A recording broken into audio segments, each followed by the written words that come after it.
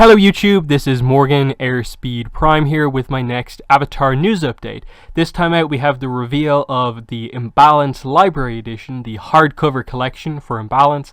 So this is going to have all three parts of Imbalance together in one bigger book, bigger art, probably some extras, but we'll get into why it's kind of up in the air about what exactly is going on. But yeah, we have the details, we have the cover, release date, and some of the technical details as well. So we'll look at the cover closer up in a couple of minutes, but first up, 26th of May 2020 is the release date of the book. Now, if we look that up on the calendar, 26th, as you can see here, is a Tuesday. Now, Tuesday is not the day comics are released, that is the day books come out in bookshops and are released online. What that means is that, like has been the case for basically all of these books, we go back 13 days, so the Wednesday from 2 weeks before this, 13th of May 2020 is going to be the comic book store release date for this book. Because of course this book is not going to get a digital release because it's a collection, so it's going to be focused on the physical copies of the book, of course, and that means the comic book stores are going to get it first on the 13th. So that's the first day the book's going to be available, but only in comic book stores. 26th is when it's going to be available, much more mass wide release. So that's interesting. Looking at some of the other details, $40 US is the retail price. That's about what it usually is. If you order it online, you'll probably get it for a bit cheaper from like Amazon and stuff like that. That's basically the price you'll pay from a comic book store and stuff like that, full price. The dimensions of the book are actually quite interesting because the previous hardcover, Turf Wars, the first Korra hardcover, was different. It was different in the way it was done than all of the previous Avatar library editions. What they did differently was that the book did not feature annotations throughout the story. The notes from the writer and artist as we went through the book, like was the case with all of the other Avatar ones. And so what they were able to do is that they were able to actually make the book a little thinner. It wasn't as wide because it didn't have to have the big blank bars on the side of the book. So the fact that this, looking at the dimensions here, seems to be going back to the bigger size tells us, I think, that either this book will have annotations, or if the annotations have been removed, that they're maybe going to make the art a little bit bigger, and they're just trying to keep this in line with all of the other Avatar comics. Again, it's not confirmed, nowhere in the information on this book just yet do they mention anywhere about if there is or is not annotation, so it's purely up to us speculating. But at the very least, what it means is that they're not making the book thinner, because you can see here the width of the book here is said to be 22.9 centimeters, and then if you look at the same details for the Turf Wars Library Edition, 21 centimeters is the width, and I can confirm that. I measured my own book actually there. The weird thing though is actually that 22.9 is still a little thinner than the other Avatar books. Maybe I need to maybe I should measure it a little bit more accurately, but it was more like kind of 23.5 centimeters compared to 21. But you know, this might just be, you know, I doubt the book they actually have a physical copy, so it might just be like estimate for now. But the fact that it's not as low as 21, I think, means that it's probably going to have some sort of the annotation spacing, or they'll do something with the editing of the book to make the pages even bigger, the art even bigger. So that's most of the technical details. The summary here overall doesn't really say anything. There's no spoilers for part 3 here. It's just the typical thing. Set up for the story. They go to Cranefish Town, where the Earth and Fire Industries were. Business council meeting, cold shoulder, you know, massive bender versus non-bender conflict. And then in order to heal the divide and save the town, Aang and the team will all face tough decisions about power and identity that could tear them apart. Now, you can read into that and be like, oh, part 3, big stuff is going to happen, because we don't really see any of that in part 1 or part 2. So what are they talking about here? Now, typically most of these are very over dramatized. Like I think Turf Wars especially had some really, you know, over the top, like Korra and Asami may never like see each other again. You know, they may be torn apart by the conflict that's happening. It wasn't really that intense, and I think it's similar for a lot of the other comics as well. We're not talking about stuff that bad, especially when the setup from part 1 and 2 doesn't seem to be quite there. But yeah, so it's just a basic summary of what Imbalance is about. Part 3, I assume, will have much more of the details. And you can see here, collects Avatar: A Last Airbender Imbalance Parts 1 to 3, which is volumes 16 to 18 overall of Avatar comics. And that's really all they have to say about it. There's no other information on the book. They say it's 240 pages, but that's the exact same as all the other ones. So, what is the situation with the extras? I assume, like all of the other books, this will have some of those art extras. We'll get the concept art for like the covers of the books, some of the kind of layout type stuff, going through, concept art for that sort of stuff. The annotations are definitely the kind of up in the air bit, because the way Turf Wars did it is that instead of the annotations, it gave like a forward page for the artist and the writer. I preferred that style than the annotations, but we'll see what they do overall. Definitely right now, I think the talking point about the book is probably what size it will be compared to the other ones.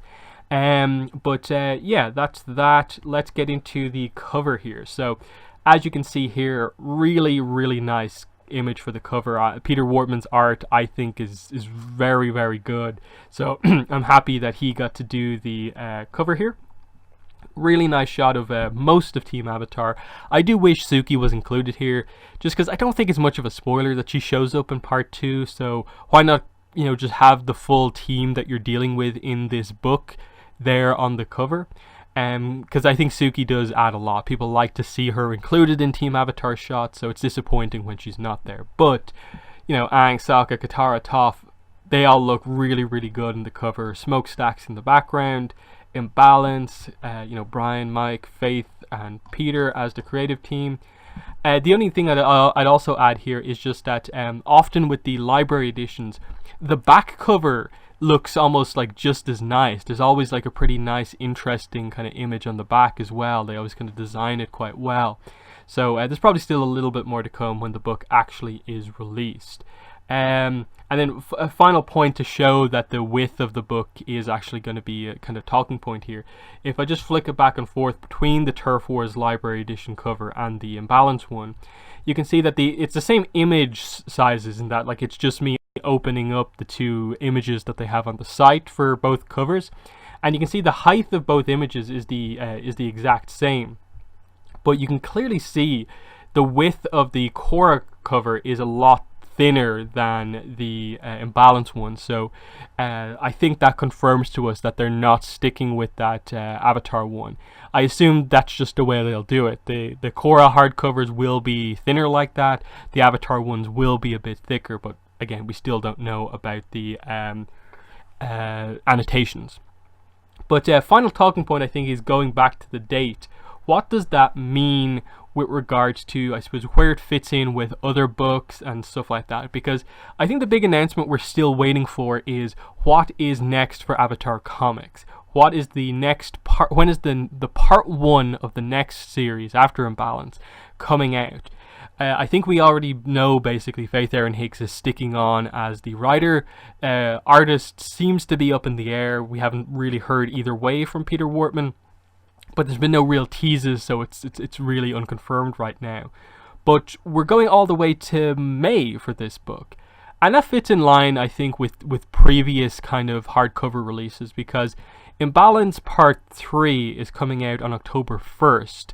So all the way from October 1st to May, the end of May, that's basically like the last 3 months of the year, and then 5 months of next year. So, it's closer to eight months, whereas I think usually it's maybe 6 or 7.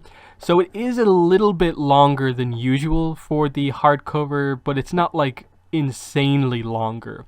The question though then becomes, like, how does this fit in with the rest of the lineup, basically? So before this, the previous book that we had the date for was this one, yeah. Legend of Korra, Ruins of the Empire Part 3. You can see here, on sale date 25th of February 2020. So we have like about a 3-month gap between this book coming out and then the hardcover coming out for Imbalance. Then we'll also be getting the hardcover for Ruins of the Empire announced, and that would probably be based off what we got here with the dates. I assume that means that the hardcover for Runes of the Empire will be out at some point within the last maybe 2-3 months of the year. So we will see probably very late 2020 Runes of the Empire Library Edition. But what about the new content? What about the next Korra comic Part 1 and the next Avatar comic Part 1? I assume, just because the way the schedule for both series works, I assume we're getting the Avatar comic first, but where will it fit in?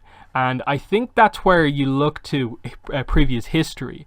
Usually with the release dates, what they tend to do is they actually tend to put the library edition for one of the books out in or around the same time as an individual comic, like a new content basically. They tend to have very close release dates. That's happened a bunch of times over the years with the previous books, where you'd have Part 1 of this coming out at the same time as the library edition of that series. Will it be the same here?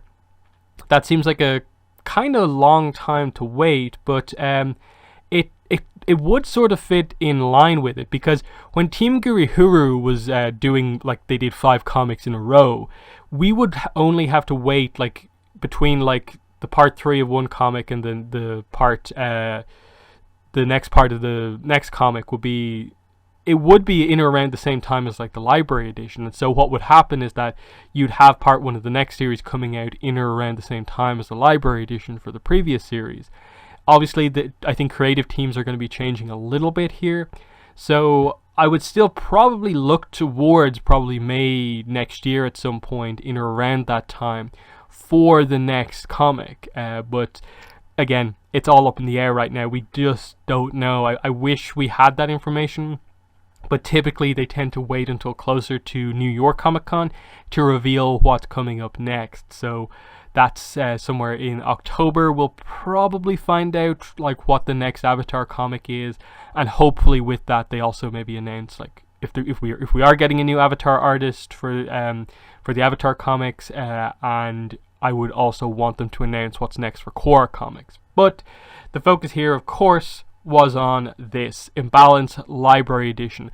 In the comments, let me know what your thoughts are on the cover, release date type stuff, and do you think they will include annotations with this one, or stick like they did with the Turf Wars Library Edition and not include annotations anymore? So even though it's a fairly simple reveal, I think there's a few interesting questions with regards to how they put all this together organization wise, Dark Horse. But yeah, that's the video. Thanks for watching, and bye.